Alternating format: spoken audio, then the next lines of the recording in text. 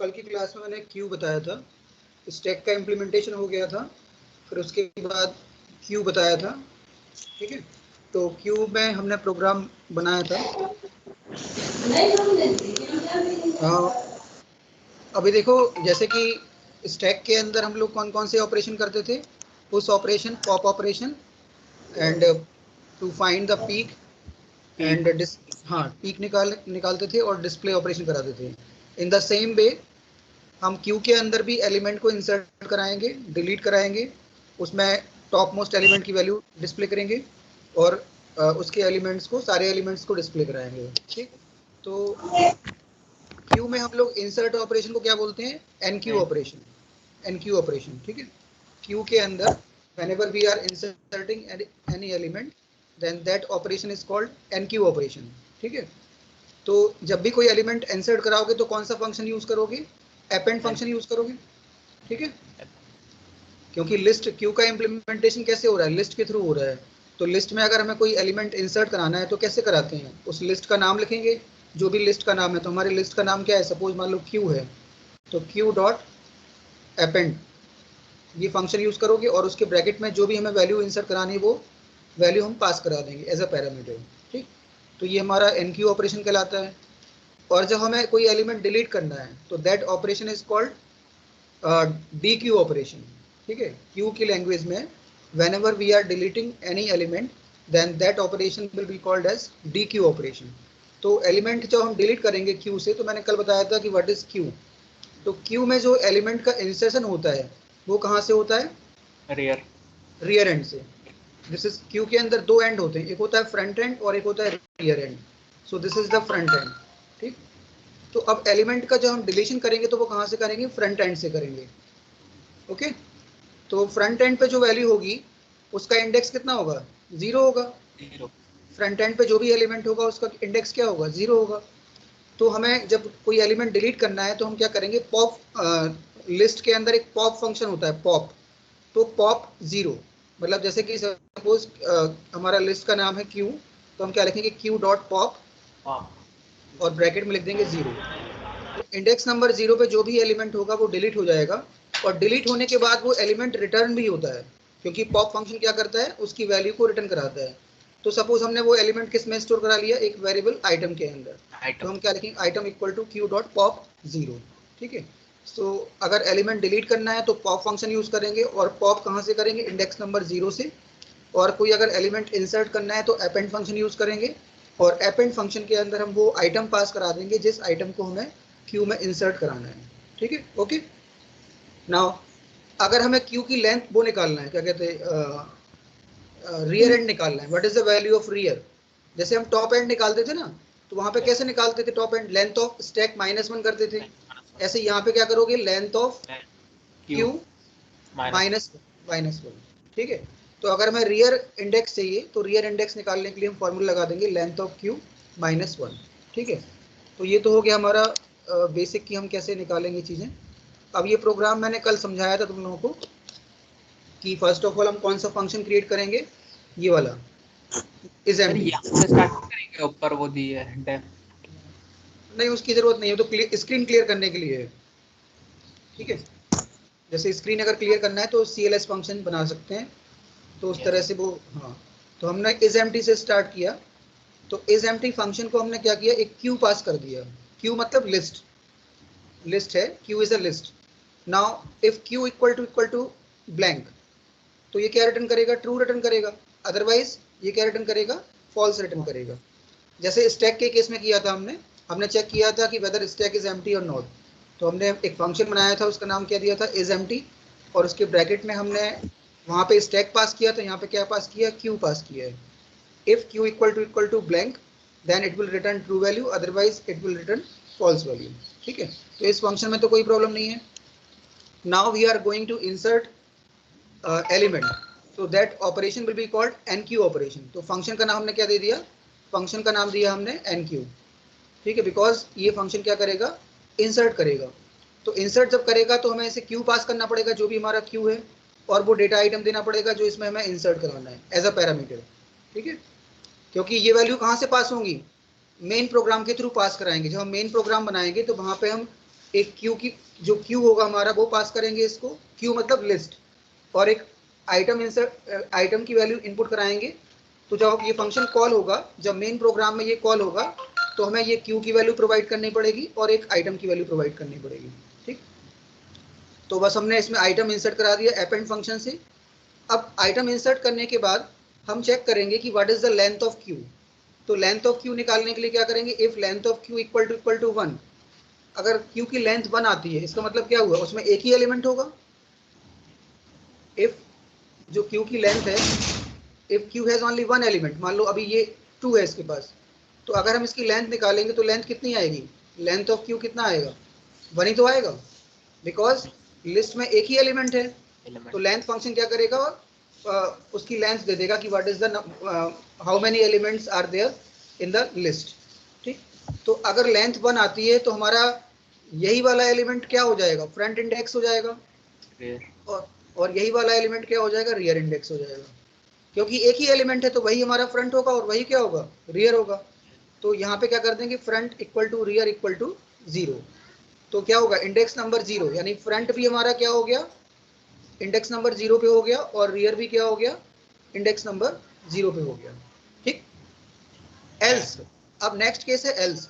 अगर suppose list में एक से ज्यादा एलिमेंट हैं, if list is having more than 1 element, मान लो इसमें एक एलिमेंट और है, ये 4 है, उसके बाद 8 है, तो अब हमें अगर इसका रियर एंड निकालना है, what is the rear end, तो रियर एंड कैसे निकलेगा, rear equal to length of Q minus 1, ये वाला स्टेटमेंट लग जाएगा, लेंथ ऑफ क्यू माइनस 1।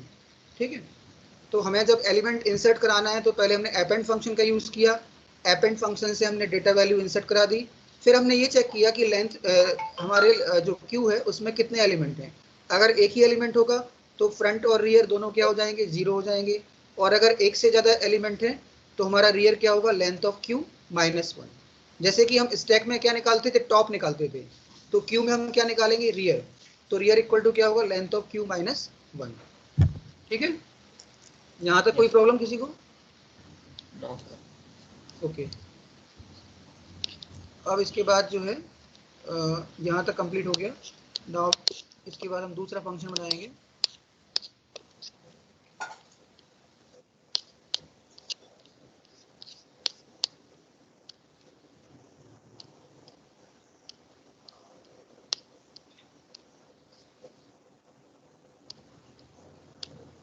हाँ, अब ये स्टार्ट हो जाएगा हमारा।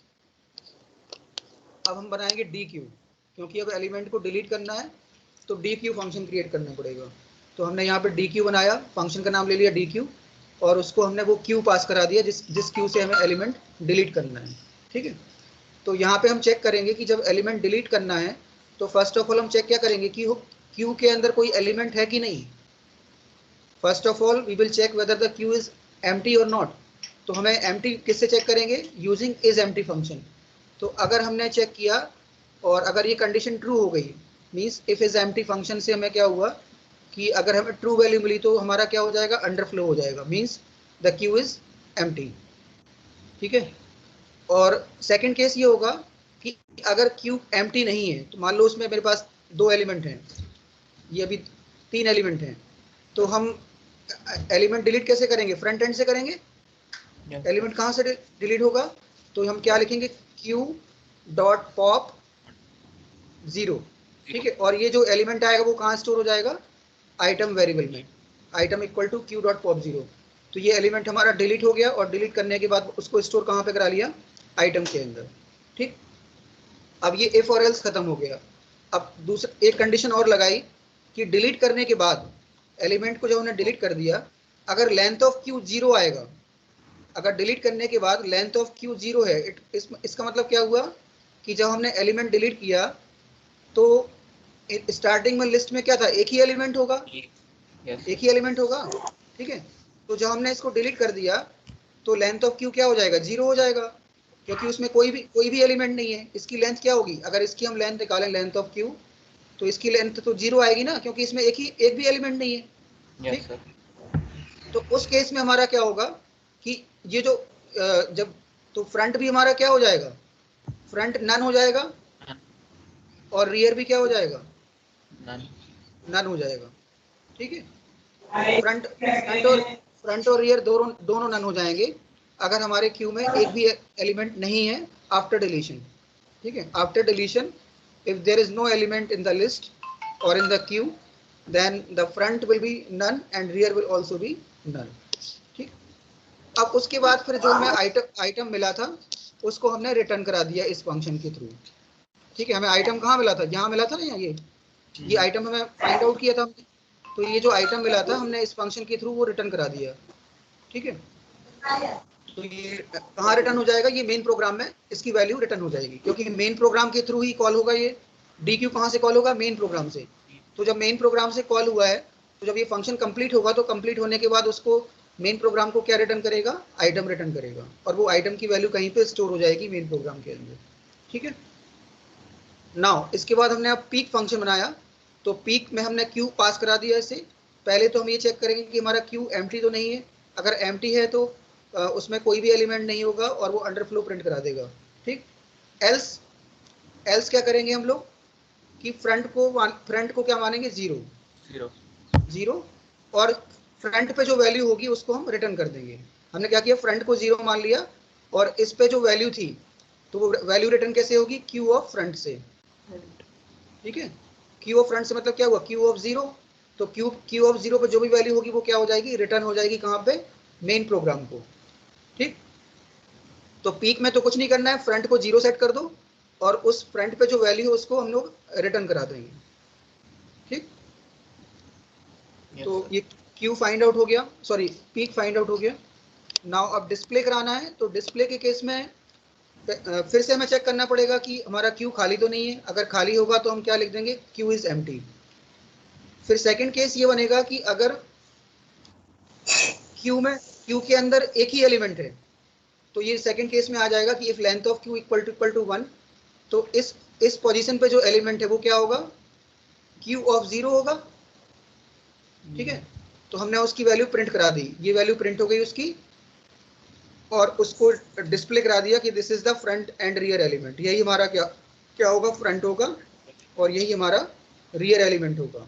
फ्रंट की वैल्यू भी क्या होगी, Q of zero, and rear भी क्या होगा हमारा, क्यू ऑफ जीरो। अगर लिस्ट में एक ही एलिमेंट है तो this is the front, this is the value of front element and this is also the value of rear element.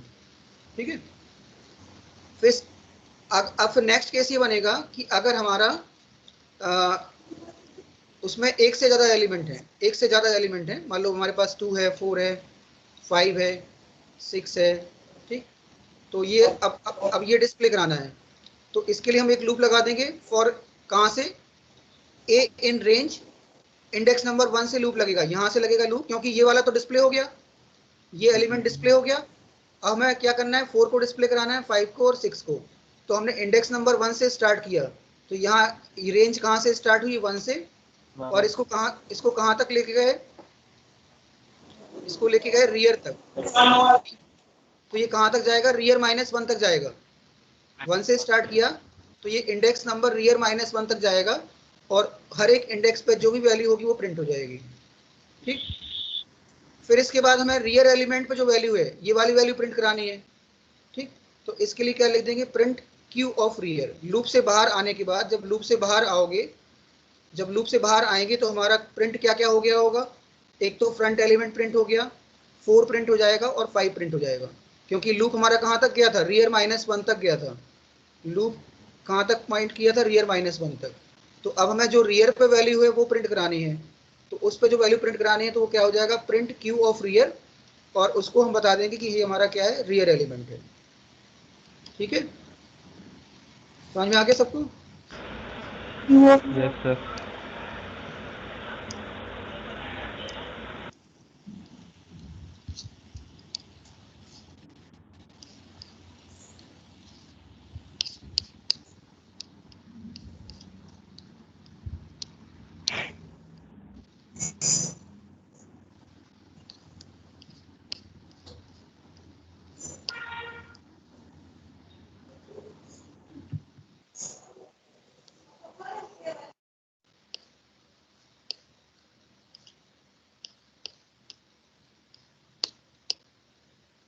ठीक है, ये हो गया तुम्हारा। अब इसके बाद हमें बता कितने 6 लोग ही कनेक्ट हैं आज। राहुल, अमन, मुस्कान, निशा, ज्योति, आशुतोष।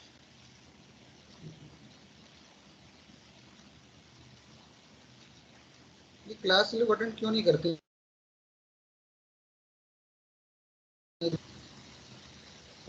अपने आप समझ में आ जाएंगी सारी चीजें। No sir. सर वो क्यों समझ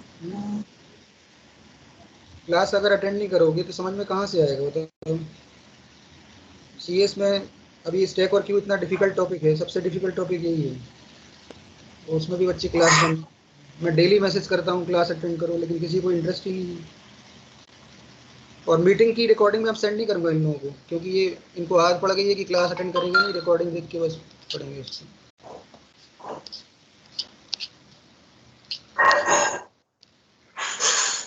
ठीक है, ये हमारा यहाँ तक हो गया। नाउ अब ये हमें बताना है, अब ये मेन प्रोग्राम हमारा स्टार्ट हो गया यहाँ से। ठीक है, तो मेन प्रोग्राम में हमने क्या किया, एक क्यू बना लिया और उसको ब्लैंक मान लिया। ठीक, और फ्रंट की वैल्यू को क्या कर दिया, नन कर दिया। ठीक, अब ये लूप चला दिया यहाँ से वाइल ट्रू। तो ये लूप कब तक चलेगा, जब तक की वैल्यू ट्रू रहेगी। ठीक, तो यहाँ पे हमने एक मेन्यू डिस्प्ले करा दिया। ये तो हमारा मेन्यू हो गया यहाँ तक कि फर्स्ट ऑपरेशन हमारा क्या है, enqueue operation, second operation is dequeue, third operation is peek operation, fourth is display and fifth is exit. ठीक है, ये हमने एक मेन्यू बना दिया जो यूजर को दिखाई देगा। मतलब जब प्रोग्राम रन कराओगे तो सबसे पहले हमें मेन्यू प्रिंट होगा, और उस मेन्यू में हमें ऑप्शन दिए रहेंगे, option 1 for enqueue, option 2 for dequeue, option 3 for peek operation, option 4 display and option 5 is exit. ठीक है, अब हमें यूजर से चॉइस लेनी पड़ेगी कि हमें कौन सा ऑप्शन चलाना है। तो हमने यहाँ यूजर से चॉइस ले ली। हाँ, input enter your choice. Okay, यहाँ पे हमने चॉइस एंटर करा दी कि what is the choice of the user. ठीक है, so we are entering choice now. अब यहाँ पे we will check whether the choice is 1। अगर चॉइस की वैल्यू 1 हुई तो हम क्या करेंगे कि first of all we will enter the value of item. ठीक है, तो हमने यहाँ आइटम की वैल्यू एंटर करा दी और यहाँ एनक्यू फंक्शन कॉल करा दिया। तो एनक्यू फंक्शन जैसे ही कॉल होगा वो एग्जीक्यूट होगा, और एग्जीक्यूट करने के बाद जो आइटम हमारा वो इंसर्ट करा देगा क्यू के अंदर। ठीक है, फर्स्ट चॉइस में प्रॉब्लम कोई किसी को? फर्स्ट चॉइस क्लियर है? तो हमने यहाँ पे एनक्यू फंक्शन रन करा दिया। जैसे एनक्यू फंक्शन रन करेंगे तो क्या होगा कि that function will be executed and it will insert the value in the queue. ठीक, after that if the choice is 2, अगर हमने चॉइस की वैल्यू 2 डाली तो हमारा कौन सा फंक्शन चलेगा, डी क्यू फंक्शन चलेगा। और डी क्यू फंक्शन जैसे चलेगा तो वो एक वैल्यू रिटर्न करेगा, क्योंकि डी क्यू के अंदर क्या हो रहा था, in the dequeue function we are using pop function. तो pop function क्या करेगा, it will delete the element and it will also return the value of that element. So that element will be stored in the variable item. यहाँ पे क्या होगा कि वहां से जो वैल्यू रिटर्न हुई होगी, कहाँ से, dequeue फंक्शन ने क्या किया, आइटम रिटर्न किया था ना। dequeue फंक्शन ने आइटम रिटर्न किया, तो ये आइटम कहाँ स्टोर हो जाएगा, ये आइटम के अंदर स्टोर हो जाएगा यहाँ पे।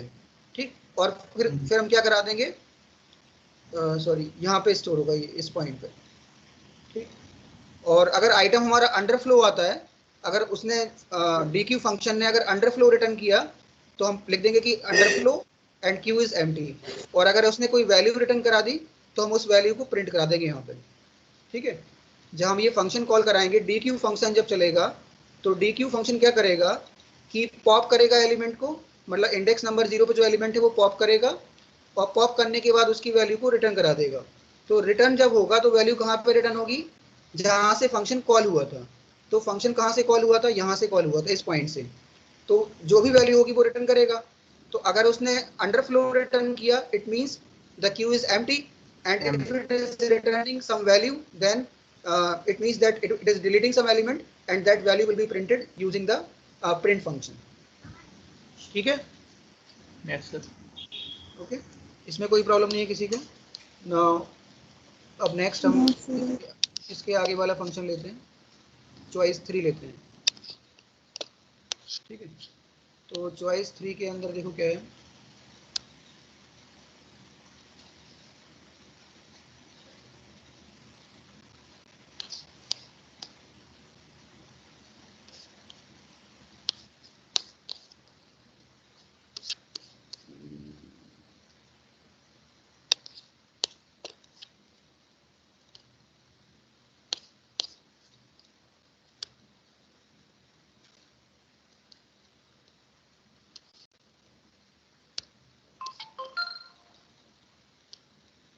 अब चॉइस 3 में आ गए हम लोग।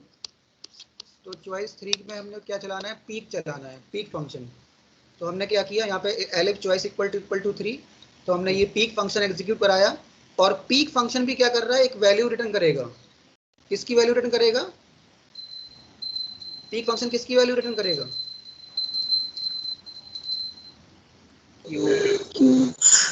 है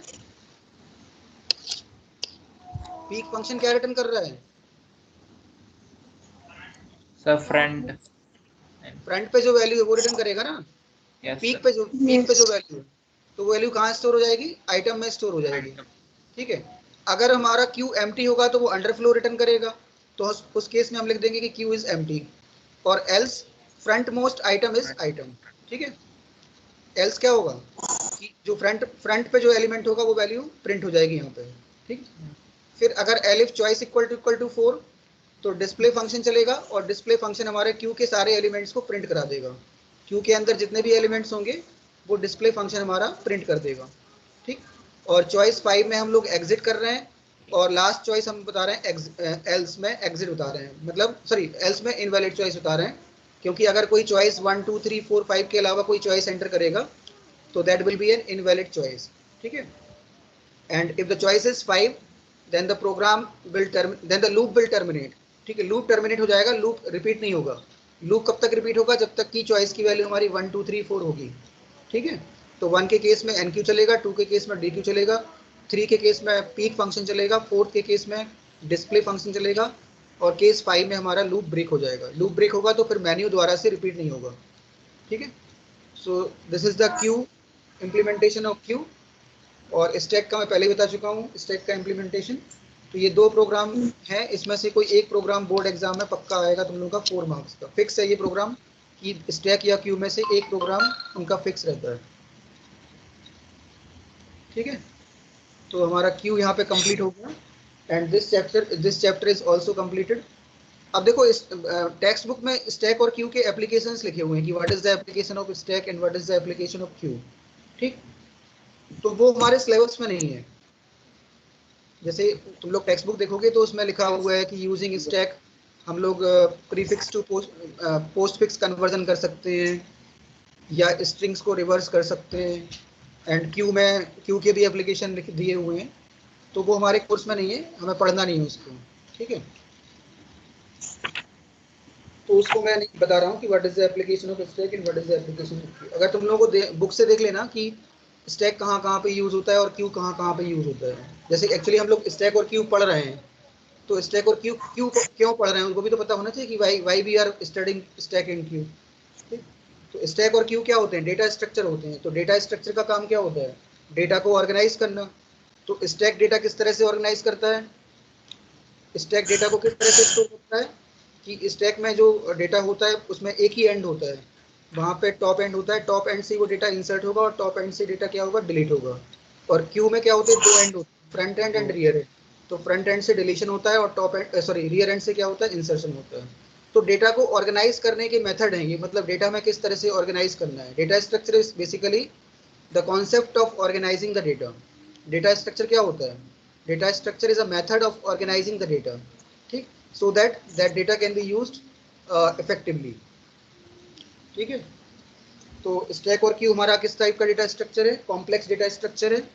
और हमारा सिंपल डेटा स्ट्रक्चर में क्या था? List is a simple data structure, बताया था मैंने।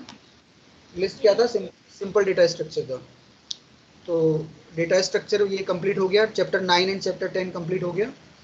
चैप्टर 9 में मैंने लिस्ट के बारे में बताया था और चैप्टर 10 में स्टैक और क्यू के बारे में बताया। ठीक। तो ये आई थिंक इसका जो वेटेज है बोर्ड एग्जाम में, इसका वेटेज लगभग 6 मार्क्स का है। तो 2 मार्क्स का तो तुम्हारा वहाँ से आएगा लिस्ट वाले चैप्टर से, और 4 मार्क्स का ये स्टैक और क्यू का जो प्रोग्राम है इसमें से कोई प्रोग्राम लिखने को आएगा। ठीक है। तो हमारा पाइथन यहाँ पे कंप्लीट होता है। पाइथन कंप्लीट हो सर गया है। हाँ। सर डेटा स्ट्रक्चर क्यू को हम मतलब कौन सा बोलते हैं, फर्स्ट इन फर्स्ट आउट या लास्ट इन? जैसे क्यू, स्टैक में बोलते थे ना, लास्ट हाँ इन क्यू फर्स्ट क्यू आउट। हमारा फीफो स्ट्रक्चर है। क्यू को बोलते हैं फर्स्ट इन फर्स्ट आउट, और लिस्ट को बोलते हैं सॉरी स्टैक को बोलते हैं लास्ट इन फर्स्ट आउट। क्योंकि क्यू में क्या होता है, जो पहले आया वही तो डिलीट होगा। क्यू में क्या होता है, फ्रंट एंड होता है और रियर एंड होता है। तो जो क्यू में Yes. पहले आएगा वही तो डिलीट होगा। क्यू में डिलीशन बैक एंड से थोड़ी ना होता है, क्यू में डिलीशन कहाँ से होता है, फ्रंट एंड से होता है। तो इसलिए क्यू को बोलते हैं फर्स्ट इन फर्स्ट आउट। और स्टैक में डिलीशन टॉप से होता है, तो जो एलिमेंट लास्ट में इंसर्ट होगा वो पहले डिलीट होगा, तो that is called last in first out.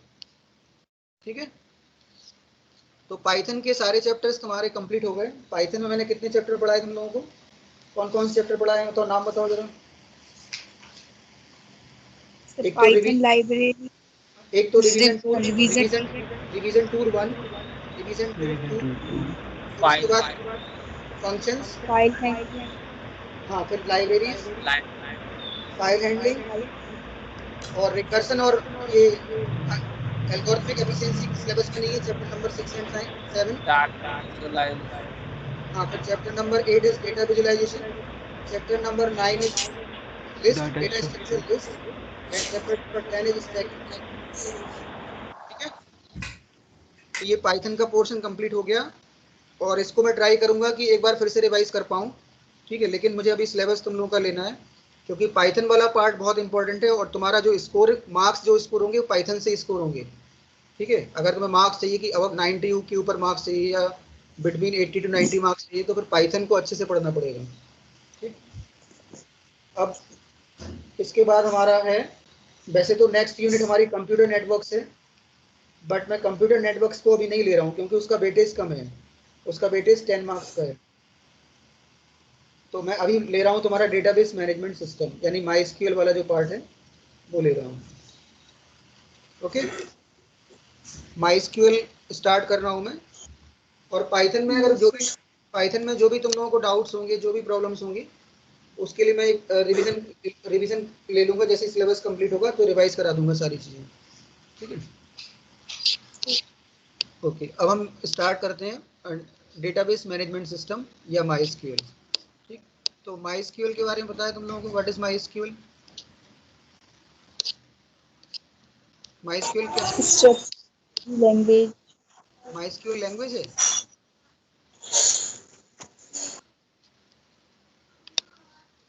माई क्या है बताओ, what is my The SQL, database. My is a DBMS. क्या है डीबीएमएस, होता है database management system. The database management system. हाँ, माई इज अ डीबीएमएस। और डीबीएमएस का काम क्या होता है, to store data, to store large amount of data, to store large amount of data,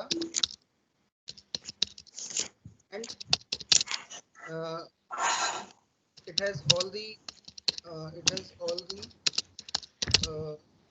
all the operations to access, to store, access and manipulate the uh, stored in the database। मतलब DBMS क्या, एक software होता है जिसकी help से हम data को store भी कर सकते हैं, उस डेटा को हम अपने नीड के अकॉर्डिंग एक्सेस भी कर सकते हैं, और उस डेटा को मैनिपुलेट भी कर सकते हैं। ठीक है, डीबीएमएस क्या होता है, it is a, sorry, my is a DBMS. हमारे सिलेबस में माई है, डीबीएमएस तो कई तरह के होते हैं। तो माई एक डेटाबेस मैनेजमेंट सिस्टम है which is use to store large amount of data.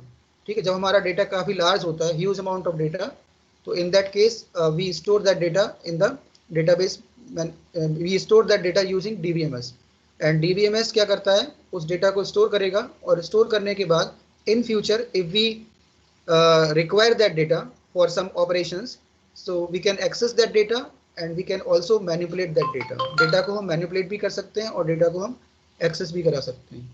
ठीक है, समझ में आया what is DBMS? yes, sir. Yes, sir. तो ये हो गया हमारा DBMS, और हमारे सिलेबस में क्या है, MySQL है। अब DBMS किस टाइप का डेटाबेस मैनेजमेंट सिस्टम है, कोई बताएगा? What is the, which type of database management system is MySQL? MySQL is which type of database management system?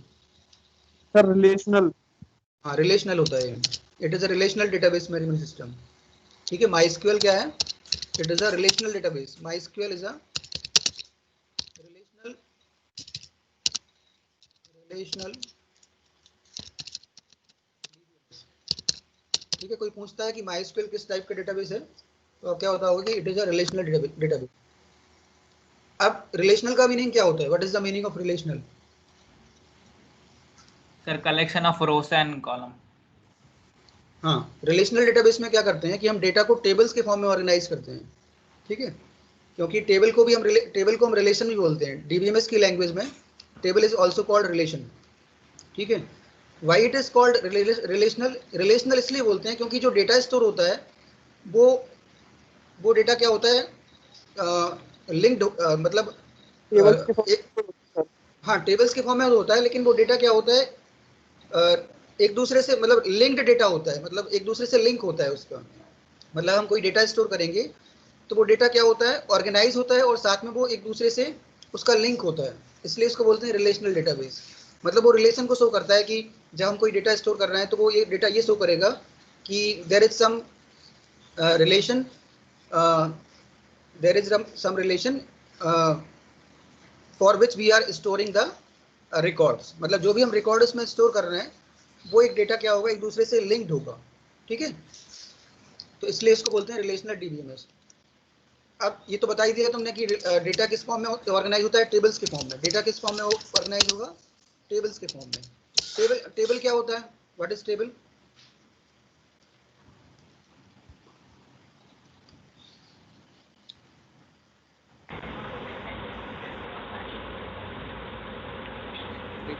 Attributes. Table क्या होता है? टेबल तो क्या होता है, collection of rose and columns बोलोगे ना। टेबल क्या है, collection of rose and columns. Table के अंदर रोज एंड कॉलम्स ही तो होते हैं, collection of rose and columns. collection of rows and columns is called table, is called table or relation, table or relation। ध्यान रखना, टेबल को हम रिलेशन भी बोलते हैं। ठीक, अब टेबल तो पता है तुम लोगों को, टेबल कैसे बनाते हैं हम लोग। मैं इसका हाँ इसको बना के दिखाता हूँ, फिर बताऊंगा कि किस चीज़ को क्या। वैसे ये रिवीजन बता रहा हूँ, ये चीज़ें मैंने 11th में बहुत डिटेल में पढ़ाई तुम लोगों को। ठीक है, फिर भी मैं एक बार रिवाइज करा देता हूँ जिससे कि तुम लोगों को पता लग जाए कि सारी चीज़ें क्या हैं। ठीक, तो टेबल क्या होता है, जैसे कि फॉर एग्जांपल मैंने यहाँ पे एक टेबल बनाई इस तरह से, दिस इज द टेबल। ठीक, तो इसमें क्या होंगे, रोज होंगे, इस तरह से रोज होंगे और कॉलम्स भी होंगे। ठीक, अब इस टेबल का नाम सपोज मैंने दे दिया student, this is the student table, क्योंकि ये स्टूडेंट के रिकॉर्ड्स को स्टोर कर रहा है। तो सपोज मैंने फर्स्ट कॉलम ले लिया स्टूडेंट नेम, एस नेम। ठीक, सेकंड कॉलम ले लिया उसका रोल नंबर। ठीक है, थर्ड कॉलम ले लिया उसका क्लास, कि वो कौन सी क्लास का बच्चा है। फिर फोर्थ कॉलम ले लिया कि उसका एड्रेस क्या है। ठीक, और फिफ्थ कॉलम ले लिया उसका डेट ऑफ बर्थ क्या है। ठीक, तो इसमें 5 कॉलम मैंने बना लिए। अब क्या होगा कि ये हमारे क्या है, रोज हैं, ये रोज हैं, ये रोज कहलाते हैं ना, और ये क्या कहलाते हैं, कॉलम्स। इन्हें क्या बोलते हैं, कॉलम्स। जो वर्टिकल है उसे क्या बोलेंगे, वर्टिकल लाइंस में जो है उसे बोलेंगे कॉलम, और जो हॉरिजॉन्टल लाइंस हैं उन्हें बोलेंगे रोज। ठीक है, these are called rows and these are called columns. अच्छा ये बताओ, कॉलम्स को हम किस नाम से रेफर करते हैं? कॉलम्स का एक नाम और होता है। हाँ, कॉलम्स को हम बोलते हैं एट्रीब्यूट। कॉलम को हम एट्रीब्यूट्स भी बोलते हैं। Columns are also called attributes और फील्ड, फील्ड भी बोलते हैं। कॉलम्स को किस नाम से रेफर करते हैं, एट्रीब्यूट्स और फील्ड। ठीक है, ध्यान रखना, एट्रीब्यूट्स और फील्ड। और रो को क्या बोलते हैं, टप्पल। हाँ रो को बोलते हैं टपल। ठीक, row is called tuple and columns are called attribute or field. Okay, तो ये पता है तुम लोगों को, बताया था मैंने। अब जैसे मान लो मैंने यहाँ किसी का डेटा स्टोर कराया, जैसे मैंने स्टूडेंट नेम लिख दिया राहुल यहाँ पे, और रोल नंबर ले लिया मान लो 10, क्लास ले ली 12th, एड्रेस ले लिया कैंट, बबीना कैंट, और डेट ऑफ बर्थ ले लिया कुछ भी, ठीक। तो ये क्या हो गया, एक स्टूडेंट का रिकॉर्ड हो गया, मतलब एक स्टूडेंट का रिकॉर्ड मैंने इसमें स्टोर करा दिया। फिर ऐसे ही मैंने दूसरे स्टूडेंट का रिकॉर्ड डाल दिया, मान लो यहाँ नाम लिख दिया, रोल नंबर ले लिया 11, क्लास 12 ले लिया, एड्रेस ले लिया बबीना, ठीक है, और डेट ऑफ बर्थ जो भी हो वहाँ लिख देंगे। तो ऐसे क्या हम कितने भी रिकॉर्ड्स इसमें स्टोर करा सकते हैं, ठीक। Yes sir. तो अभी देखो जैसे कि इस टेबल के अंदर 2 बच्चों का रिकॉर्ड है, 2 ही बच्चों का रिकॉर्ड है। तो अगर मैं इसमें कुछ टर्म्स होते हैं, जैसे कि एक टर्म होता है तुम्हारा cardinality, cardinality number of rose. Cardinality क्या कहता है, नंबर ऑफ रोज। तो इसमें एक्चुअली कितने रिकॉर्ड्स स्टोर हैं, 2 ही रिकॉर्ड्स हैं, ठीक है। तो इसकी कार्डिनलिटी कितनी हो जाएगी, 2। और एक टर्म होता है डिग्री, डिग्री।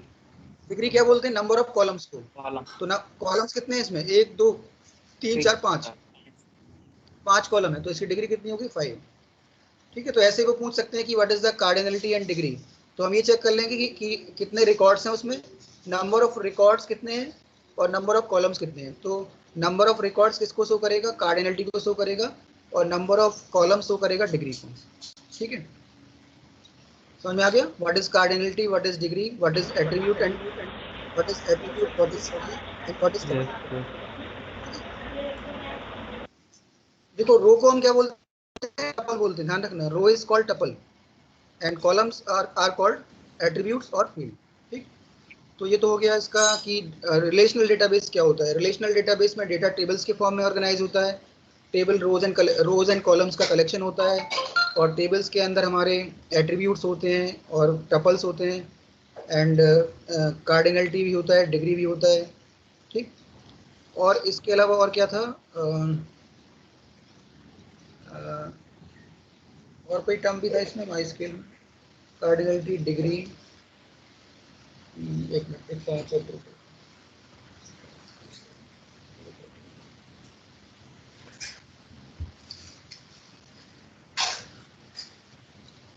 अच्छा, एक कीज के बारे में बताया था, की क्या होती है, प्राइमरी की, कैंडिडेट की, बताया था। Yes sir. लास्ट ईयर मैंने पढ़ाया था ना, कीज, व्हाट इज की क्या होता है, अभी बताएगा व्हाट इज की डेफिनेशन याद है किसी को। जी सर, यूनिक होती है, हम्म, यूनिक डेटाबेस। की क्या होता है, सर यूनिक डेटाबेस। नहीं, की के, हाँ, की मीन्स होता है कि किसी रिकॉर्ड को हमें अगर आइडेंटिफाई करना है, जैसे मेरे टेबल में अभी 2 रिकॉर्ड हैं, तो मुझे फाइंड आउट करना है कि जैसे कि मुझे फाइंड आउट करना है कि मैं राहुल को कैसे आइडेंटिफाई कर पाऊंगा।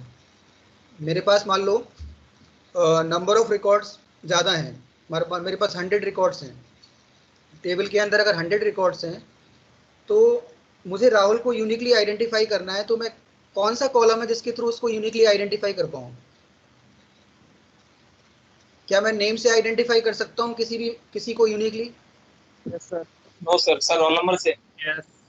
नेम से नहीं कर सकता, क्योंकि एक नाम से कई बच्चे हो सकते हैं, ठीक है। यस सर, रोल नंबर से ही है। तो नेम हमारा की नहीं बन पाएगा। अब जैसे क्लास है तो क्लास भी की नहीं बन सकता, एड्रेस भी सेम हो सकते हैं, डेट ऑफ बर्थ भी सेम हो सकता है, डेट ऑफ बर्थ भी सेम हो सकता है, ठीक है। बट रोल नंबर हमेशा यूनिक ही होगा, रोल नंबर क्या होगा, हमेशा यूनिक होगा।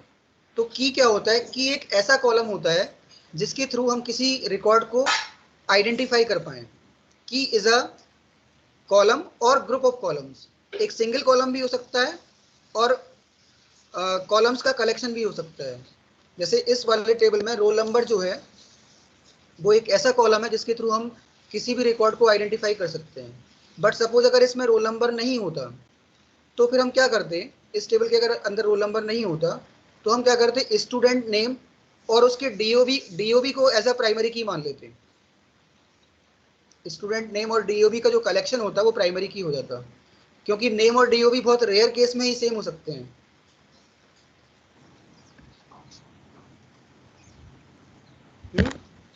नेम और डीओबी बहुत रेयर केस में तो सेम होंगे ना।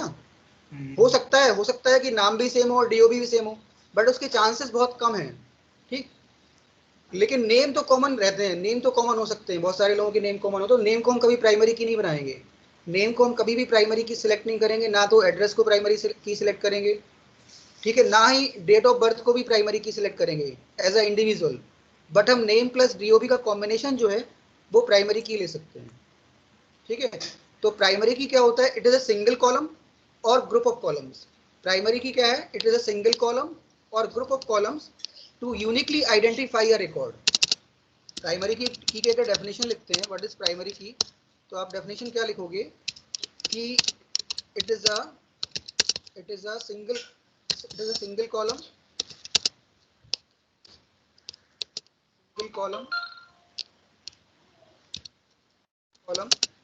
और group of columns.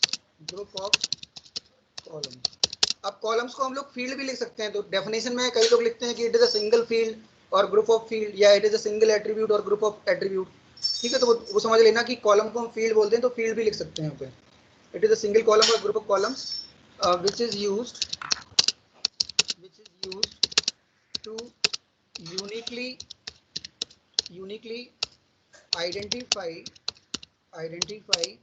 a record or tuple.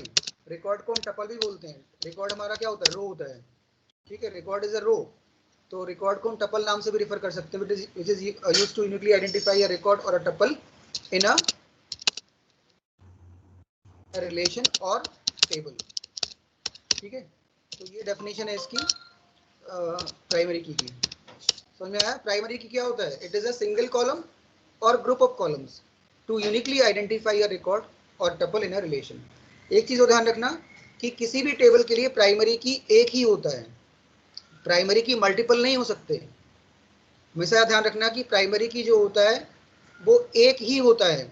एक का मतलब ये है कि एक कॉलम नहीं, एक कॉलम भी हो सकता है और ग्रुप ऑफ कॉलम्स भी हो सकते हैं। जैसे मान लो नेम और डीओबी को प्राइमरी की बनाया, तो नेम और डीओबी दो कॉलम्स हैं, तो वो कॉलम अलग अलग प्राइमरी की नहीं है, वो ऐसा कंबाइंड प्राइमरी की है। समझ रहे हो ना? जैसे मैंने लिखा नेम और डीओबी को मैंने प्राइमरी की माना, तो तुम ये मत समझ लेना कि नेम मेरा अलग प्राइमरी की है और डीओबी अलग प्राइमरी की है। नेम प्लस डीओबी का कलेक्शन प्राइमरी की है, ठीक है, क्योंकि उस टेबल के अंदर मुझे कोई स्ट्रॉन्ग प्राइमरी की नहीं मिल पा रहा था। क्योंकि जैसे मैंने अभी टेबल बनाया, उस टेबल के अंदर मान लो अगर रोल नंबर नहीं होता, तो रोल नंबर हमारा एक स्ट्रॉन्ग प्राइमरी की है, क्योंकि वो कभी भी सेम नहीं होगा। तो in case if any strong primary key is not available in a table, then we can make group of columns as a primary key. तो जब ग्रुप ऑफ कॉलम्स को प्राइमरी की बनाएंगे, तो उनका जो कलेक्शन है वो प्राइमरी की तरह ट्रीट होगा, ना कि नेम अलग प्राइमरी की हो जाए और डीओबी अलग प्राइमरी की हो जाए। तो always remember that primary key is always one for a table, ठीक है। किसी भी टेबल के लिए प्राइमरी की एक ही होता है। तो यहाँ पे नोट कर लेना, there is only one primary key for a relation.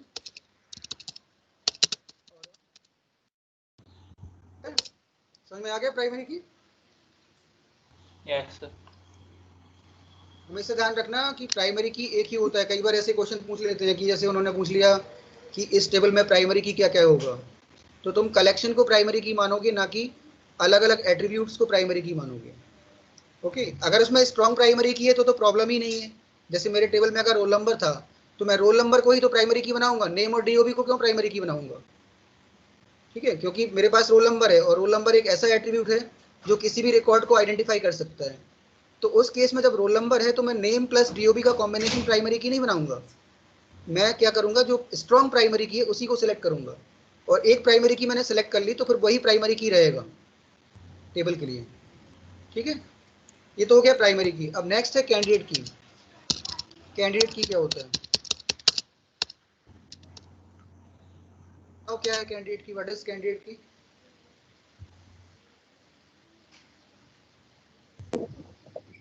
Sir it is a sir ये कॉलम होते हैं इन अ टेबल। हाँ, कॉलम्स होते हैं। कैंडिडेट की आर द कॉलम्स, तो ये डेफिनेशन करेक्ट नहीं हुई। कौन से कॉलम्स होते हैं वो?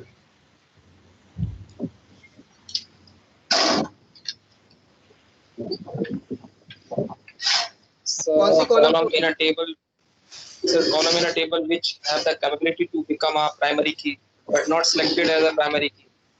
हाँ ठीक है, अब ये डेफिनेशन करेक्ट है।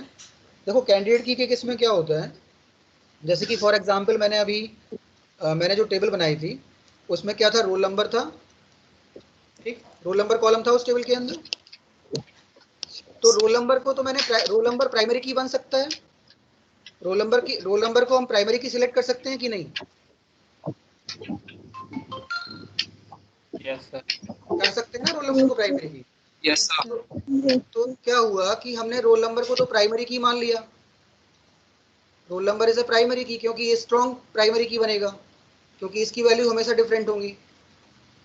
लेकिन सपोज इस टेबल के अंदर जो मैंने अभी स्टूडेंट टेबल बनाई, इसमें एक कॉलम और होता है एडमिशन नंबर का, ठीक, तो एडमिशन नंबर भी तो यूनिक ही होता है हमेशा। Yes, sir. Yes sir. तो एडमिशन नंबर को भी तो हम प्राइमरी की बना सकते थे। देखो यस Yes, sir. जो हमारा जो जो क्या कहते हैं डेटाबेस बनाएगा, मतलब जो डेटाबेस एडमिनिस्ट्रेटर होगा उसे एक प्राइमरी की सिलेक्ट करना है, तो उसके पास चॉइस है कि वो रोल नंबर को प्राइमरी की सिलेक्ट करे या फिर एडमिशन नंबर को प्राइमरी सिलेक्ट करे, क्योंकि दोनों के पास ही क्षमता है कि वो प्राइमरी की बन पाए, ठीक है। तो सपोज जो डेटाबेस एडमिनिस्ट्रेटर है उसने रोल नंबर को प्राइमरी की सिलेक्ट कर लिया, तो जब रोल नंबर को प्राइमरी की सिलेक्ट कर लिया तो जो मेरा एडमिशन नंबर है वो क्या हो गया, एक कैंडिडेट की हो गया। क्योंकि कैंडिडेट की इसलिए हुआ क्योंकि वो प्राइमरी की बन सकता था, बट हमने उसको प्राइमरी की नहीं बनाया, हम किसी एक ही कॉलम को प्राइमरी की बनाएंगे।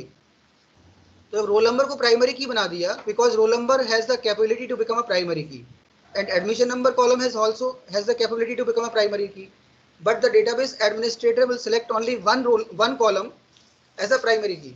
तो जिसको हमने प्राइमरी की सिलेक्ट कर लिया वो तो प्राइमरी की हो गया, और जिसको हमने प्राइमरी की सिलेक्ट नहीं किया जिस कॉलम को, वो क्या हो गया, हमारा कैंडिडेट की हो गया। समझ में आया?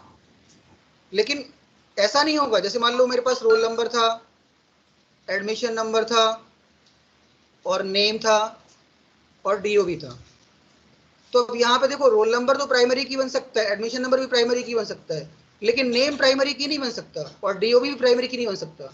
तो मेरा कैंडिडेट की क्या होगा, केवल एडमिशन नंबर ही कैंडिडेट की होगा। जो प्राइमरी की बन सकता था लेकिन उसको प्राइमरी की नहीं बनाया तो वो क्या हो गया, कैंडिडेट की, ठीक। और बाकी सारे जो कॉलम्स बचेंगे, जैसे नेम बच गया और डीओ भी बच गया और एड्रेस बच गया, इन कॉलम्स को क्या बोलेंगे हम लोग, ये कॉलम्स क्या कहलाएंगे हमारे, अल्टरनेट की।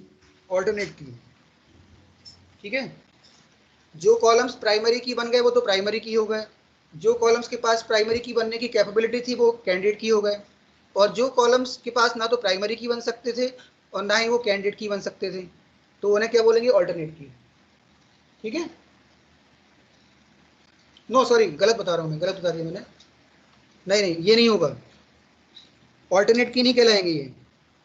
ऑल्टरनेट की क्या होते हैं, वो सारे कैंडिडेट कीज जिनको हमने प्राइमरी की नहीं बनाया।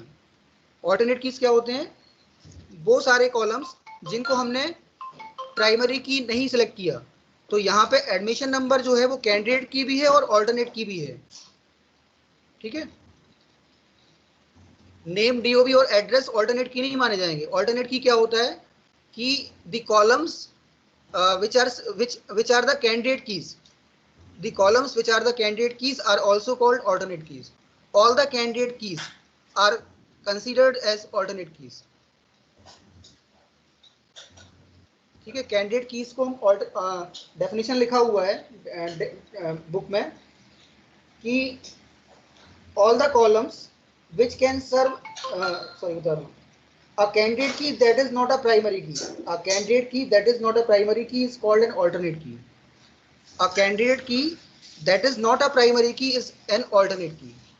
तो हमारा एडमिशन नंबर क्या है, कैंडिडेट की है, और उसको हमने प्राइमरी की सिलेक्ट नहीं किया तो वो कैंडिडेट की भी हो गया और ऑल्टरनेट की भी हो गया, ठीक है। तो ये प्राइमरी की होता है, कैंडिडेट की होता है और ऑल्टरनेट की होता है, ठीक है। ये डेफिनेशन याद करना, क्योंकि एग्जाम में डेफिनेशन लिखने को आता है, व्हाट इज प्राइमरी की, व्हाट इज कैंडिडेट की, व्हाट इज ऑल्टरनेट की, ठीक है। तो आज हम लोग इतना ही करेंगे आज की क्लास में। कल मैं कमांड्स बताऊंगा, सारे कमांड्स रिवाइज करा दूंगा MySQL के, और 1-2 दिन में ये चैप्टर भी कंप्लीट हो जाएगा, क्योंकि इसमें MySQL में पूरा रिवीजन ही है और थोड़ा सा पार्ट जो है वो 12th में ऐड किया हुआ है। तो बताइए। ठीक है, आज की क्लास की पढ़ाई समझ में आ गया? Yes sir. ये स्क्रीनशॉट ले लिया करो जो मैं पढ़ाता हूँ। सर सर हाँ, सर वो कल का वीडियो रखा होगा ना सर ग्रुप पे क्लास। कल का क्या? सर वो क्लास रिकॉर्डिंग सर कल क्लास ज्वाइन नहीं कर पाए सर।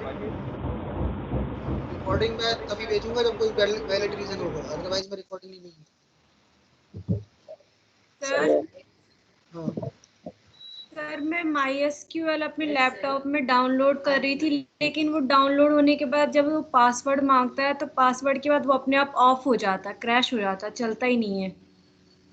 वो जो नेट से डाउनलोड कर रहा है वो वाला MySQL नहीं चल पाएगा। सर चलिए, आपने भेजा हाँ, मैंने एक सॉफ्टवेयर दिया था MySQL का, वो वाला तुम लोग रन कराना, ठीक है? या फिर एक काम करना, वो मैं कैसे शेयर कर सकता हूँ तुम लोगों के साथ, क्योंकि बड़ा सॉफ्टवेयर है वो, तुम मेल पे जाएगा नहीं। ड्राइव से ले लो कि गूगल ड्राइव में डाल दूंगा, मैं लिंक भेज दूंगा उसको, ठीक है? Yes sir yes. Google drive पे मैं अपलोड कर दूंगा और उसकी लिंक भेज दूंगा, तो वहाँ से डाउनलोड कर लो, यस सर। ठीक है? क्योंकि जो नेट पे दिया है वो चलेगा नहीं, क्योंकि उसका अलग वर्जन है और हम लोग MySQL 5.1 ही यूज करते हैं। ठीक है, फिर मैं एंड कर रहा हूँ क्लास आज का। Thank you sir. Thank you sir. Thank you sir. Okay, thank you. ठीक है, लीव कर दो क्लास।